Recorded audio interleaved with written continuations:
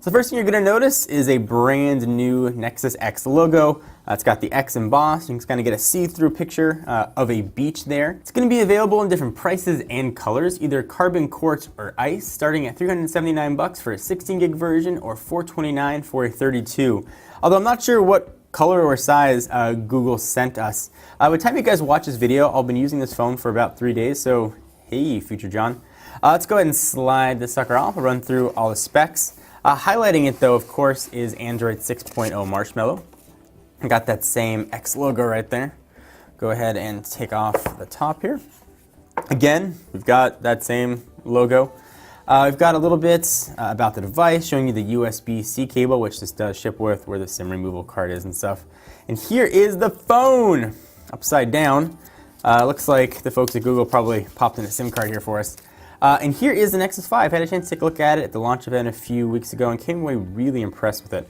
Push it off to the side just real quickly and we'll run through the rest of the stuff inside of the box. So try Google Play Music for 90 days on us. So there's that. We can do that. Inside of here we've got SIM removal tool and a booklet, safety and warranty guide, LG branded wall wart, and a USB-C cable. It's USB-C and USB-C. So this wall wart, I imagine, is indeed USB-C. Push all that stuff off to the side. Let's turn on the phone. I'm going to run you through all the specs, everything you need to know about the Nexus 5. As this guy's booting up, let's run through the phone itself. On the left-hand side, it's where your SIM card is going to live. It is a nano SIM. And of course, compatible with Google's Project Fi as well. On the right-hand side, there is your power and lock button and your volume up and down.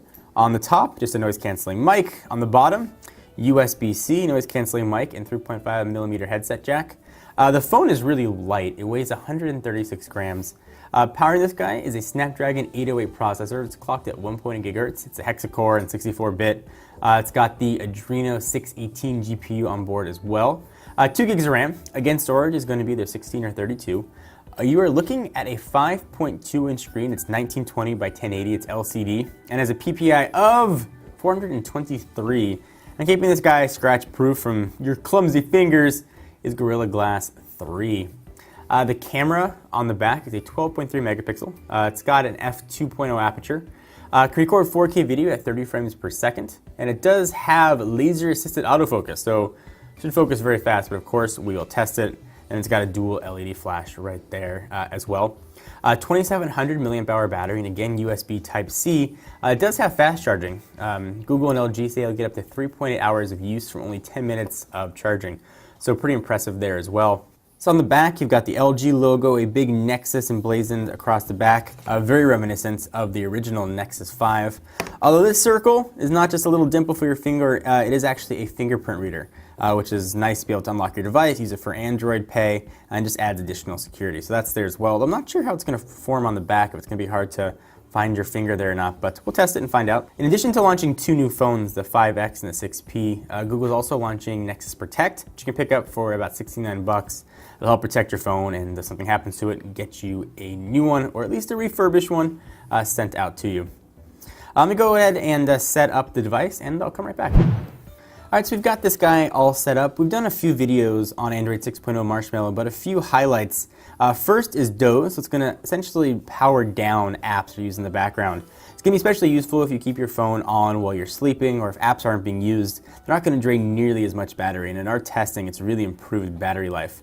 Also, Now on Tap, we get access to Google Now information inside of apps, is also really useful.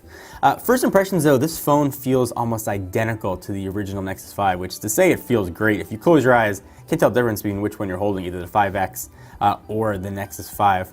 Another thing I want to mention, you've got front-firing speakers on here as well, which should make audio sound really good. I know some people might have worry about the 1080p screen versus, say, the WQHD on the 6P, but the display here looks great, and the trade-off of giving away those pixels, you're going to get pretty solid battery life here as well at a 27 milliamp hour pack. So if you're worried about the screen, I wouldn't be too worried about it here. It looks really nice on the 5X, but of course we'll test it and we'll see what else this phone is all about. Anything you guys want to see in particular, be sure to let us know.